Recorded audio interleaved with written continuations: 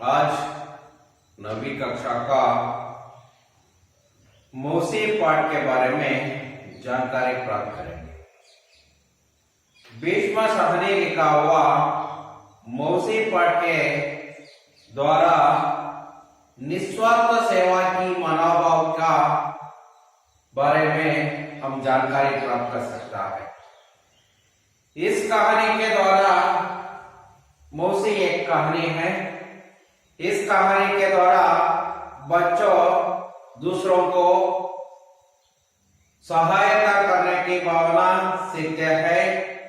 बड़े और वृद्धावस्था में होने वाला आदमियों को सहायता करने की मनोभावना सीखता है और उसके साथ साथ दूसरों की मदद करने की भावना भी छात्रों इस पाठ के द्वारा सीख सकता है।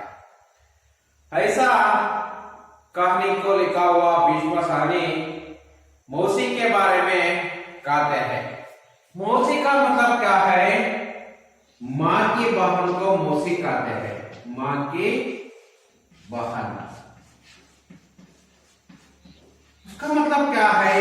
माँ की बहन का मतलब माँ का मतलब ताई या ತಂಗಿ। ತಾಯಿಯ ತಂಗಿಗೆ ನಾವು ಏನಂತ ಕರಿತೀವಿ ಅಂದ್ರೆ ಮೌಸಿ ಅಂತ ಕರಿತೀವಿ।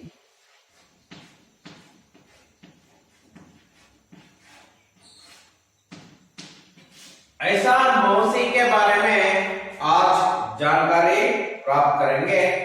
इसका कहानी को लिखा हुआ भीष्म सहनी, मौसी पाठ को लिखा हुआ भीष्म सहनी। भीष्म सहनी जी मौसी पाठ के द्वारा इस कहानी में दूसरों को सहायता करना, दूसरों को स्नेहत्व से रहना और एक दूसरों के बीच में कोई भेदभाव नहीं होना चाहिए, हम सभी एक ही है, ऐसे मनोभाव को सिखाने के लिए कवि मदद कर रहे हैं।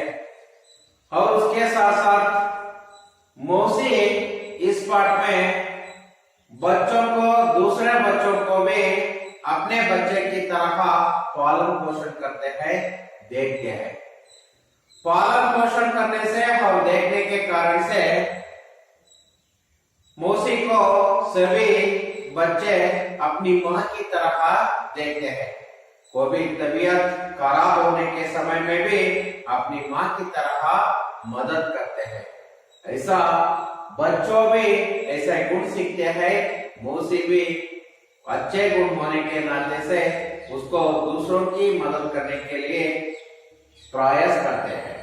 देखिए पहले इस पाठ का उद्देश्य, इस पाठ का क्या आशय? प्रस्तुत पाठ में मौसी के निस्वार्थ सेवा मनोभाव का चित्रण है। इस कहानी से बच्चों को परोपकार, बड़े बुजुर्गों के प्रति आदर और असहायों की मदद करने की प्रेरणा मिलती है। ನೋಡಿ, ಈ ಪಾಠದ ಉದ್ದೇಶನೇ ಆಗಿದೆ। इस मौसी पाठ के द्वारा निस्वार्थ सेवा की भावना, निस्वार्थ, ಯಾವುದೇ ಸ್ವಾರ್ಥ ಮನೋಭಾವನೆ ಇಲ್ಲ, निस्वार्थ, निस्वार्थ, स्वार्थ का विलोम शब्द।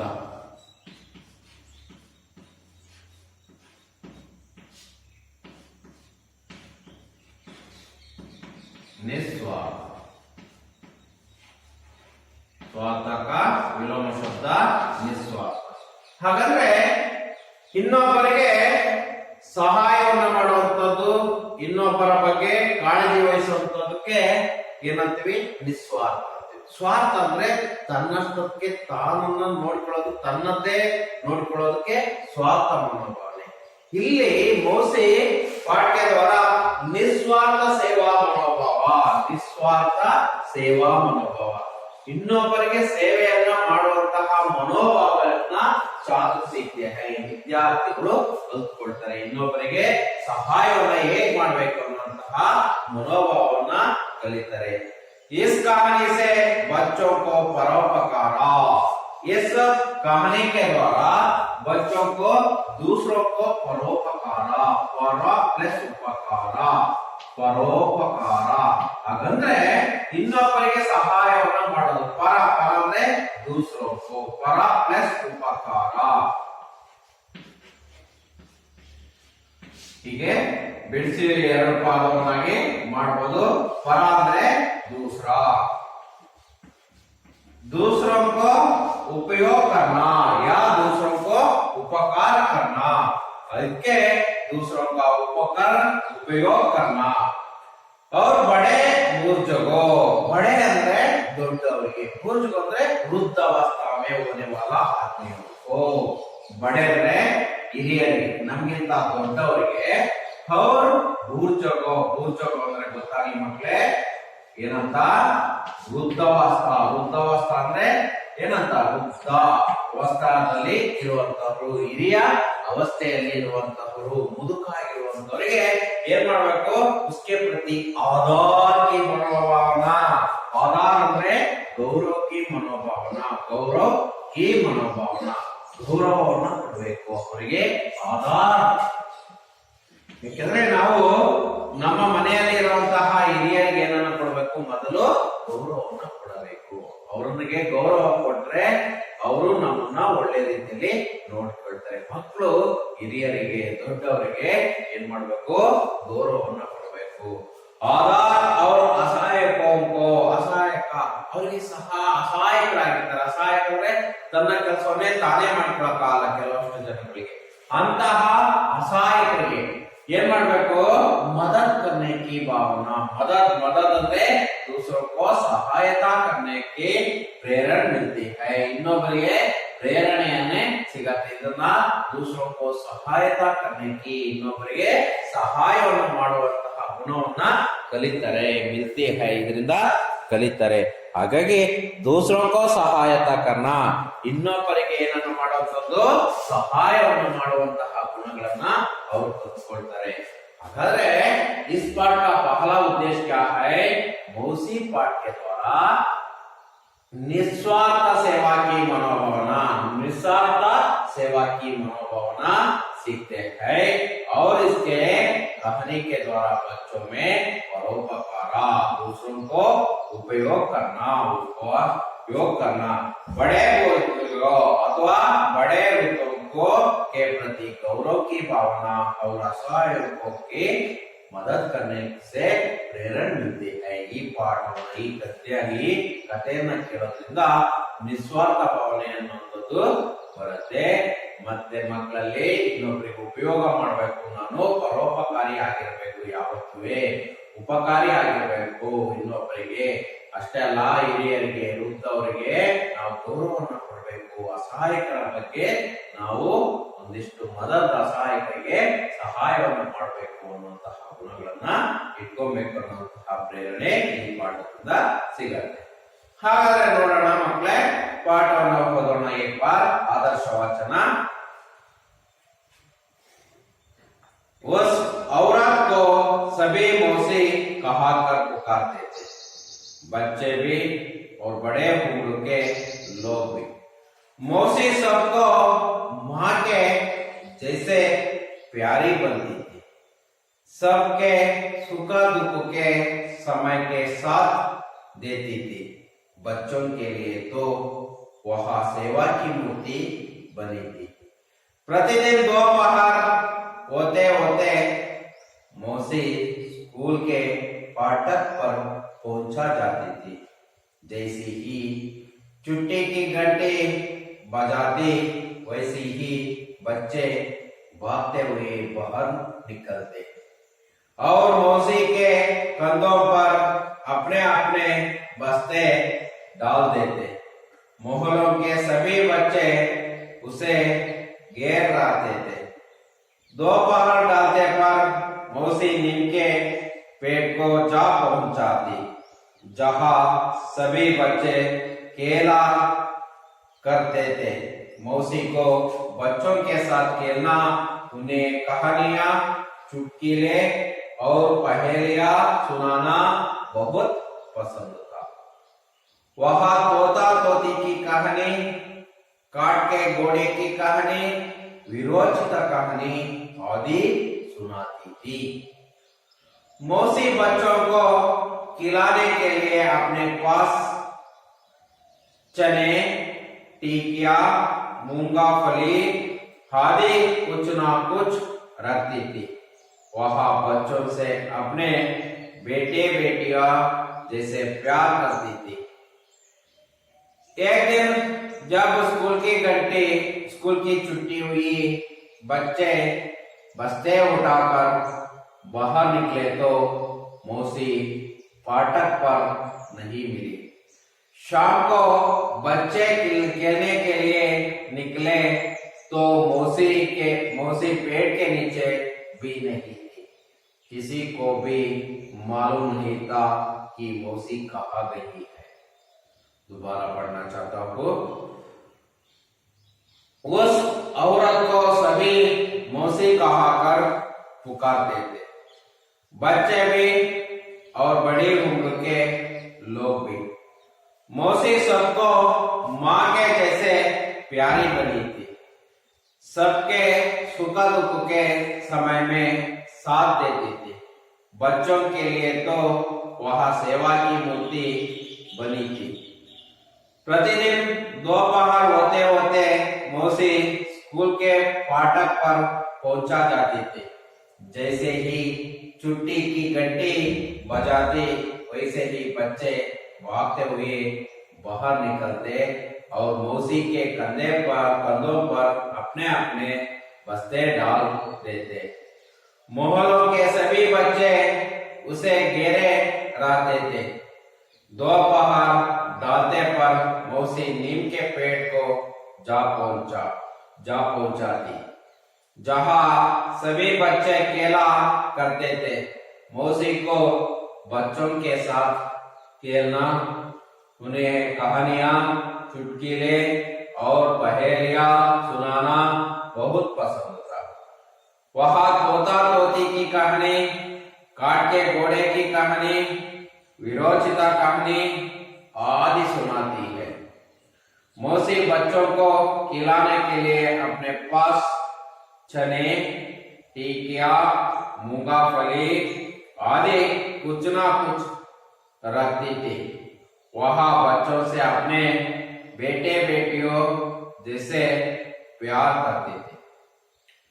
एक दिन जब स्कूल की छुट्टी हुई, बच्चे बस्ते उठाकर बाहर निकले तो मौसी फाटक पर नहीं मिली। शाम को बच्चे खेलने के लिए निकले तो मौसी पेड़ के नीचे भी नहीं थी। किसी को भी मालूम नहीं था कि मौसी कहाँ गई है। देखिए बच्चे, मौसी एक औरत है। मौसी एक औरत।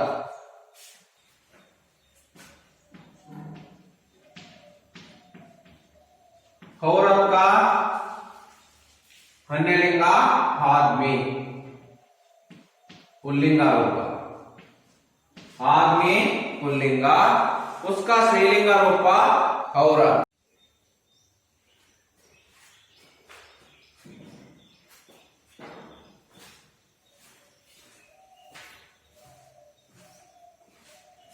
मौसी एक औरत है। औरत का विलोम शब्द या औरत का अन्यलिंगा आदमी। इस औरत को सभी मौसी कहकर पुकारते थे। ಎಲ್ಲರೂ ಸಹ ಆ ಏರಿಯಾದಲ್ಲಿ ಆ ಬೀದಿಯಲ್ಲಿ उस गली में होने वाला सभी आदमियों ने मौसी कहकर पुकारते थे। ಎಲ್ಲರೂ ಸಹ ಏನಂತ ಕರೀತಿದ್ರು ಅಂದ್ರೆ ಮೌಸಿ कहकर, ಮೌಸಿ ಅಂತ ಕರೀತಾ ಇದ್ರು। ಮೌಸಿ ಅಂದ್ರೆ ಮಗಳೇ ಚಿಕ್ಕಮ್ಮ, ಮೌಸಿ ಅಂದ್ರೆ ಏನಂತ ಚಿಕ್ಕಮ್ಮ।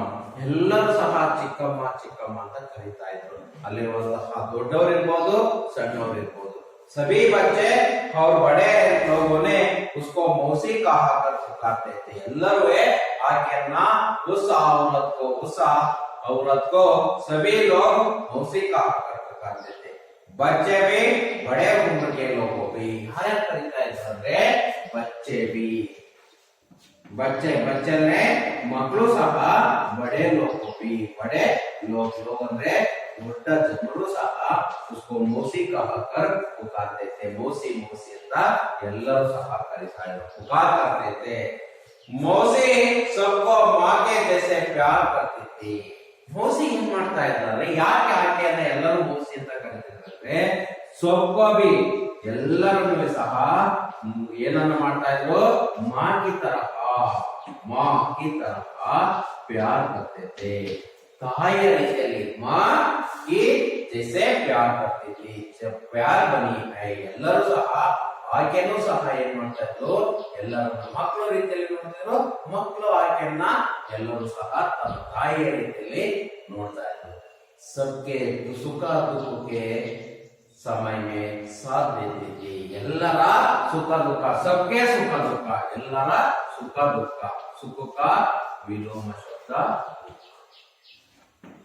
सुख विलोम शब्द दुख सबका सुख दुख ಎಲ್ಲರ ಸುಖ ದುಃಖದಲ್ಲೂ ಸಹ ಏನ್ ಮಾಡ್ತಾ ಇದ್ದು ಸಾಥ್ ದೇತಿ ಎಲ್ಲರ ಸುಖ ದುಃಖದಲ್ಲೂ ಭಾಗವಹಿಸ್ತಾ ಇದ್ದು बच्चों के लिए तो वह सेवा की मूर्ति बनी है बच्चों के लिए ಮಕ್ಕಳಿಗೋಸ್ಕರ ಆಕೆ ಎಂತ ಮೂರ್ತಿ ಆಯ್ತು ಸೇವಾ ಕಿ ಮೂರ್ತಿ है ಸೇವೆಯನ್ನ ಮಾಡುವಂತಹ ಮೂರ್ತಿ ಆಯ್ತು ಸೇವಾ की मूर्ति है बच्चों के लिए सेवा की मूर्ति हो गई थी ಆಕೆ ಆ ರೀತಿ ಪ್ರೀತಿಯನ್ನ ಮಾಡ್ತಾ ಇತ್ತು ಮಕ್ಕಳನ್ನ ಹಾಗಾದ್ರೆ इस प्यार से हम क्या जान सकते हैं यहाँ एक मौसी एक आदमी औरत है वहाँ औरत को सभी लोगों ने मौसी कहा कर पुकारते थे क्योंकि वह मां की तरह दूसरों को मदद करते थे मौसी कहा कर कौन कौन पुकारते थे बड़े लोग भी बच्चे भी सभी भी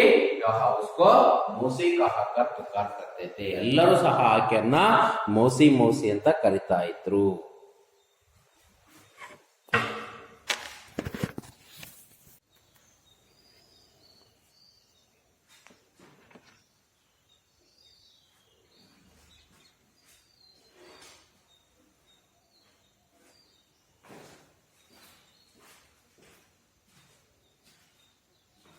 सभी बच्चों और बड़े उम्र के लोग भी उस औरत को मौसी कहाकर पुकार करते थे मौसी सबको भी मां के जैसे प्यार बनी है मां की तरह जैसे प्यार बनी है सबका सुख दुख का समय में साथ देती थी सबको सुख दुख के समय में दूसरों को मदद करते थे बच्चों के लिए सेवा की मूर्ति बनी थी इस कारण से उसे सभी मौसी कहकर पुकार करते थे उसके बाद क्या है प्रतिदिन दोपहर होते होते मौसी स्कूल के फाटक पर जा पहुंचाती प्रतिदिन दोपहर का मतलब मध्याह्नದ ಸಮಯದಲ್ಲಿ ಅಪರಾಹ್ನದ ಸಮಯದಲ್ಲಿ प्रतिदिन दोपहर होते होते दोपहर होते होते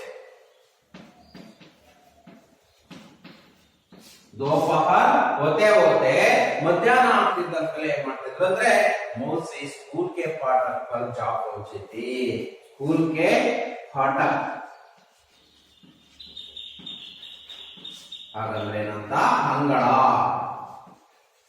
स्कूल के सामने का जगह को फाटक कहते हैं ಆ ತರದ ಜಾಗಕ್ಕೆ ಬಂದು ಯಾರು ಬರ್ತಾ ಇದ್ರು मौसी ಬರ್ತಾ ಇದ್ರು ಮಧ್ಯಾಹ್ನ ಆಗ್ತಿದ್ದಂತೆ ಪ್ರತಿದಿನ ಮಧ್ಯಾಹ್ನ ಆಗ್ತಿದ್ದಂತೆ ಆಕೆ मौसी ಶಾಲೆ ಅಂಗಳಕ್ಕೆ ಬಂದು ತಲುಪ್ತಾ ಇದ್ರು जा पहुंचा जाती थी जैसे ही छुट्टी की घंटी बजाती है जैसे ಉದಾಹರಣೆಗೆ छुट्टी की घंटे ಅಂದ್ರೆ ವಿರಾಮದ ಗಂಟೆ ಅಥವಾ ರಜೆಯ ಗಂಟೆ ಹಾಗಂದ್ರೆ ಮಧ್ಯಾಹ್ನದ ಊಟದ ಸಮಯದಲ್ಲಿ घंटी बजाती घंटेಯನ್ನು ಹೊಡೆತಿದ್ದಕ್ಕಲೇ वैसे ही बच्चे भागते हुए बाहर निकलते हैं वैसे ही ಅದೇ ರೀತಿ बच्चे भी ಮಕ್ಕಳು ಸಹ ಓಡ್ತಾ ಓಡ್ತಾ ಏನ್ ಮಾಡ್ತಿದ್ರು बाहर निकलती है ಹೊರಗಡೆ ಬರ್ತಾ ಇದ್ರು और मौसी के कंधों पर अपने अपने बस्ते डालते हैं और ಮತ್ತು मौसी के कंधों पर ಅಂದ್ರೆ ಭುಜದ ಮೇಲೆ ಏನನ್ನ ಹಾಕಿಬಿಟ್ಟು अपने अपने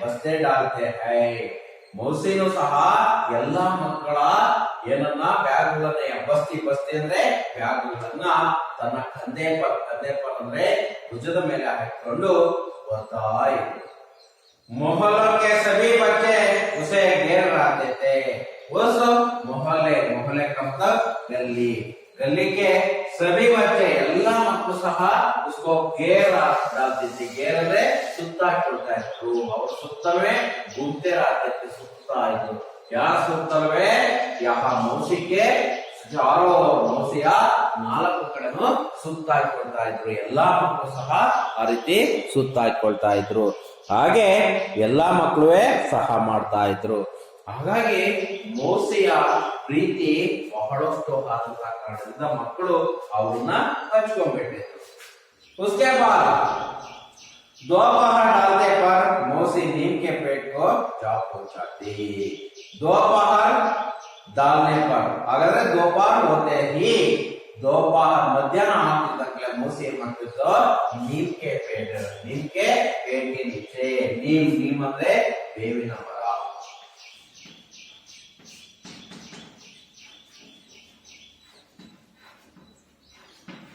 ಆ ಬೇವಿನ ಮರದ ಕೆಳಗಡೆ ಹೋಗಿ ತಲುಪ್ತಾ ಇದ್ರು ಹಾಗಾದ್ರೆ ಆಕೆ ಆ ಬೇವಿನ ಮರದ ಕೆಳಗಡೆ ಹೋಗಿ ಕುಳಿತುಕೊಳ್ತಾ ಇತ್ತು जहां सभी बच्चे खेल करते थे अल्ले ಎಲ್ಲ ಮಕ್ಕಳು ಆಗಿ ಕುಳಿತುಕೊಳ್ತಾ ಇದ್ರು सभी बच्चे खेल करते थे ಎಲ್ಲ ಮಕ್ಕಳು ಆಟವನ್ನ ಆಡ್ತಾ ಇದ್ರು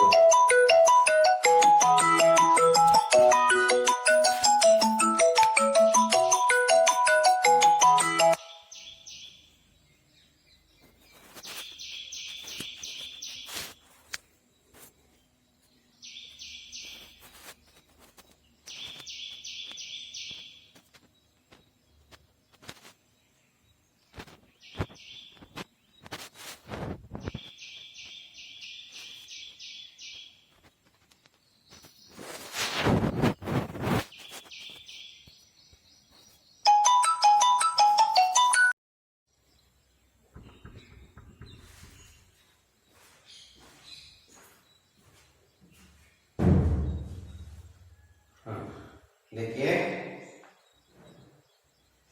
दोपहर डालते पर ही मौसी नीम के पेड़ के नीचे जा पहुंचते थे जहां सभी बच्चे खेल करते थे ಎಲ್ಲ ಮಕ್ಕಳು ಆಟವನ್ನು ಆಡ್ತಿದ್ರು मौसी को बच्चों के साथ खेलना मौसी को बच्चों के साथ ಚಿಕ್ಕಮ್ಮನಿಗೂ ಸಹ ಮಕ್ಕಳ ಜೊತೆ ಆಟ ಆಡೋದಂದ್ರೆ ಬಹಳ ಇಷ್ಟ उन्हें कहानियां सुनाना ಕಥೆಗಳನ್ನ ಹೇಳ್ತಾ ಇದ್ರು ಆಕೆ ಆ बच्चों के लिए कहानियां सुनाना ಹೇಳುವಂತದ್ದು ಅಥವಾ बोलना और चुटकियां पहेलियां सुनाना ಕಥೆಗಳನ್ನ ಹೇಳ್ತಾ ಇದ್ರು ಗಾದೆಗಳನ್ನ ಹೇಳ್ತಾ ಇದ್ರು ಒಗಟುಗಳನ್ನ ಹೇಳ್ತಾ ಇದ್ರು उसको बहुत पसंद था कहानियां क्या क्या सुनाती थी कहानियां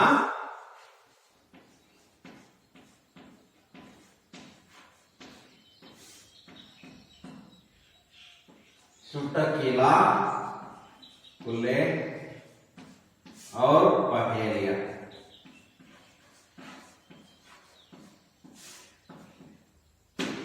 कहानियां चुटकुले और पहेलियां ऐसे कहानियों को सुनाना बहुत पसंद था ಹೇಳೋದಂದ್ರೆ ಆಕೆಗೂ ಸಹ ಬಹಳ ಇಷ್ಟ और उसके साथ साथ वह तोता तोती की कहानी ಇನ್ಯಾವ್ಯಾವ ಕಥೆಗಳನ್ನ ಹೇಳ್ತಾ ಇದ್ದಂದ್ರೆ तोता तोती की कहानी काटे घोड़े की कहानी विरोचिता कहानी आदि सुनाती थी ಯಾವ್ಯಾವ ಕಥೆಗಳನ್ನ ಹೇಳ್ತಾ ಇದ್ದೋ ಹಾಗಾದ್ರೆ तोता तोती की कहानी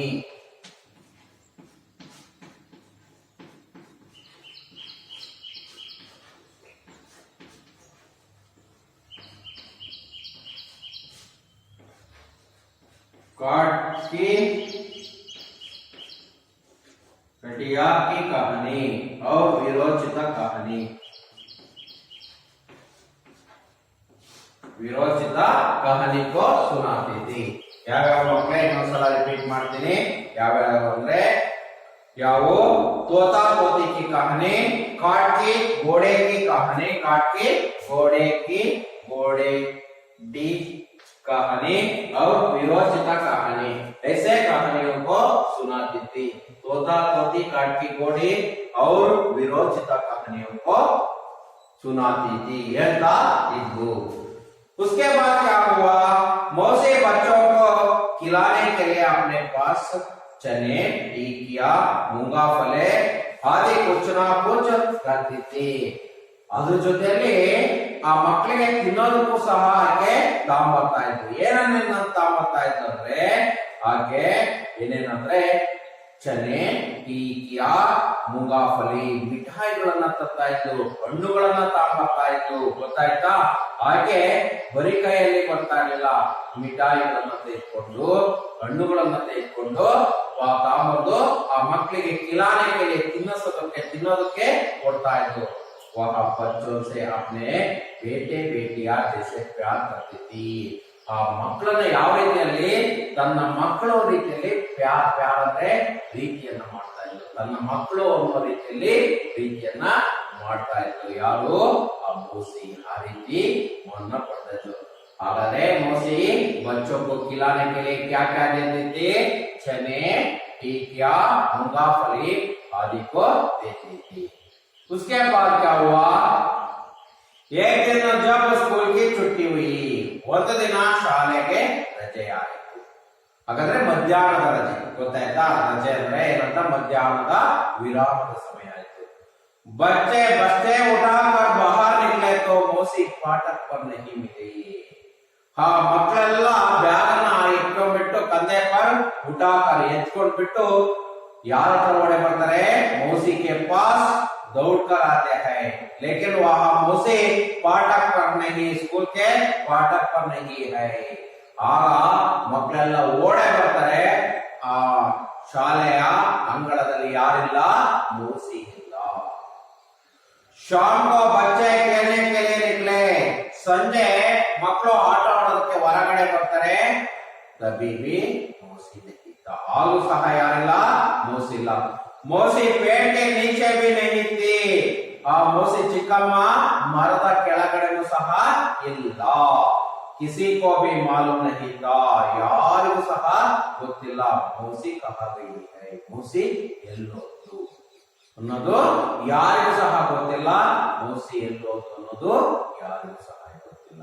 मौसी ಇಲ್ಲ। ಮಕ್ಕಳಿಗೆಲ್ಲ ಬಹಳ ಬೇಸರವಾಗ್ತದೆ, ಯಾಕೆಂದ್ರೆ ಪ್ರತಿದಿನ ಮಧ್ಯಾಹ್ನದ ಸಮಯದಲ್ಲಿ ಮೌಸಿಯನ್ನ ಭೇಟಿ ಮಾಡ್ತಿದ್ರು, ಸಂಜೆ ಸಮಯದಲ್ಲಿ ಇನ್ನೂ ಸಹ ಭೇಟಿ ಮಾಡ್ತಿದ್ರು, ಆಕೆಯ ಜೊತೆ ಆಟಗಳನ್ನ ಆಡ್ತಿದ್ರು, ಅನೇಕ ಕಥೆಗಳನ್ನ, ಒಗಟುಗಳನ್ನ, ಗಾದೆಗಳನ್ನ ಕೇಳ್ತಾ ಇದ್ರು।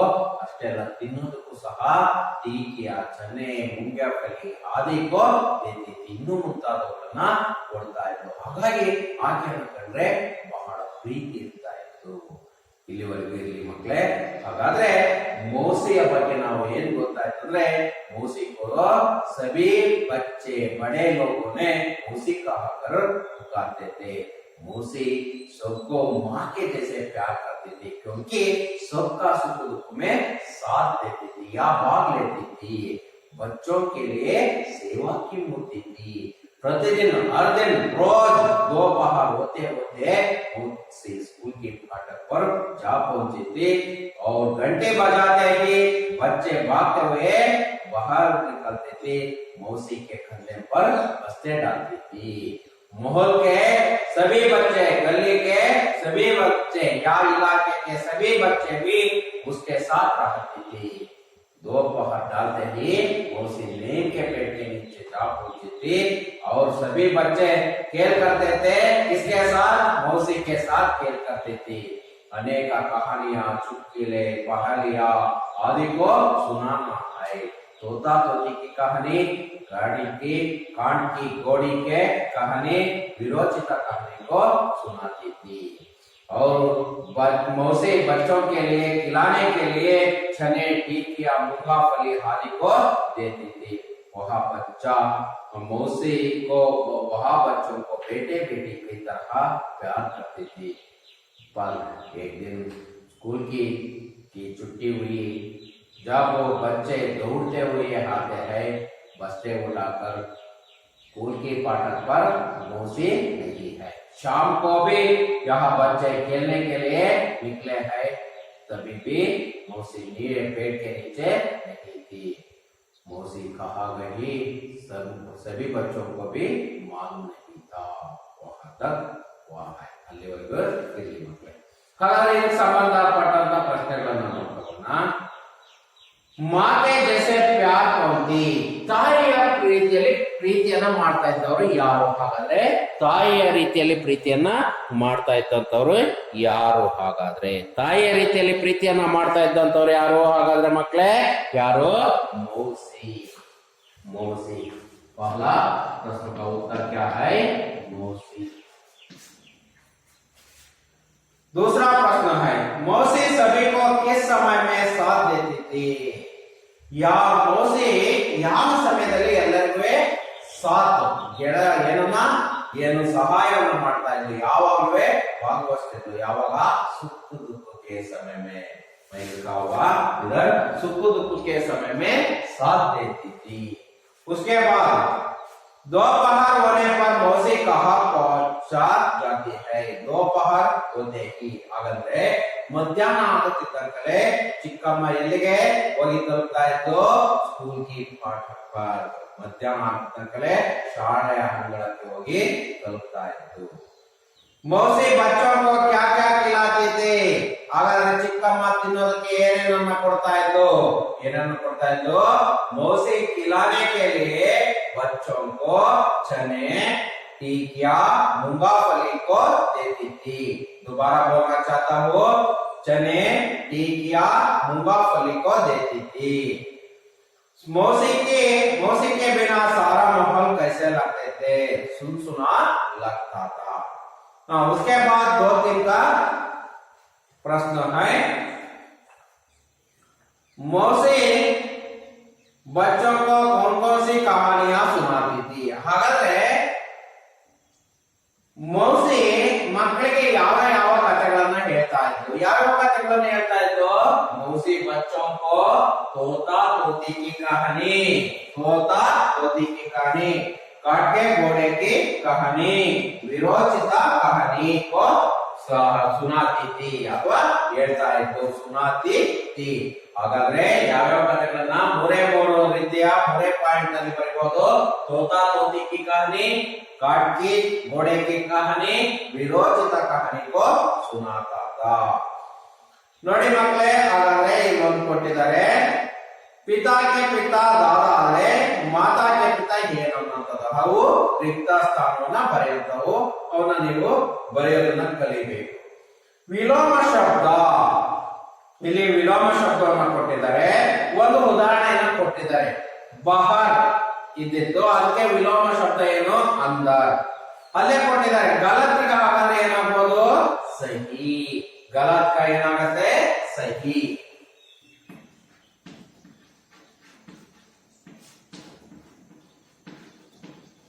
गलत का विलोम शब्द सही।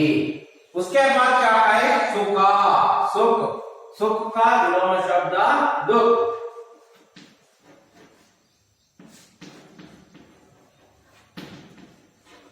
सुख दुख। उसके बाद क्या है? छोटा, छोटा का विलोम शब्द बड़ा।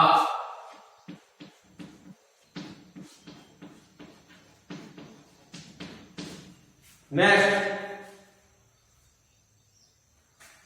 और क्या है? उसके बाद बहुत कम। ऐसे आप लोग लिखना चाहिए, बाकी उदाहरण आप लिखना चाहिए। रात, दिन, अपना, पराया, ऐसे लिखना चाहिए। उसके बाद क्या है? नमूना के अनुसार लिखिए, नमूना के अनुसार लिखिए। एक नमूना दिया है कहानी, कहानियां। कहानी क्या हो गया? कहानियां। उसका मतलब क्या है? एक वचन से बहुवचन, एक वचन से बहुवचन। कहानी, कहानियां। ऐसे दूसरा उदाहरण है, क्या है दूसरा उदाहरण? लड़की, लड़कियां। लड़की, लड़कियां। ऐसे दूसरा उदाहरण आप लिखना चाहिए। दूसरा नमूना भी दिया है माला मालाए, माला मालाए। ऐसे माता माताए, माता माताए। और दिशा दिशाए। यह दूसरा उदाहरण। और तीसरा उदाहरण में दिया है इधर क्या है, बात बातें, बात बातें। उसी तरह दूसरा उदाहरण क्या है, हाँ हाँ के, हाँ हाँ के। और उसके बाद क्या है, दरार दरारे। ऐसे परिवर्तन करना चाहिए। तीसरा उदाहरण दुकान दुकाने।